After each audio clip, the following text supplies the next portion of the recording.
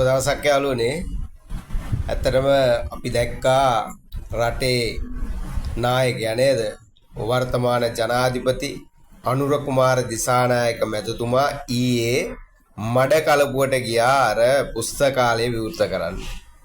එතනදී රටේ ජාතිවාදය වෙනුවෙන් කතා කරපු සුමන්දිර මැතිතුමා ඒ වගේම රාසමාණික්ක මැතිතුමා ජනාධිපතිතුමා ළඟට ඇවිල්ලා ඒ වැඩේ ජනාධිපතිතුමාත් එක්ක හරියට කරා.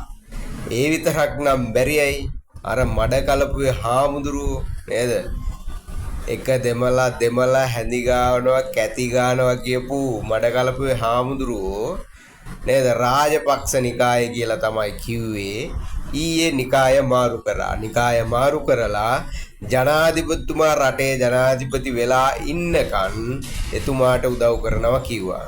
අන්න ඒක තමයි AKD ගේ තියෙන වෙනස. අනුර කුමාර දිසානායක මැතිතුමාගේ තියෙන වෙනස.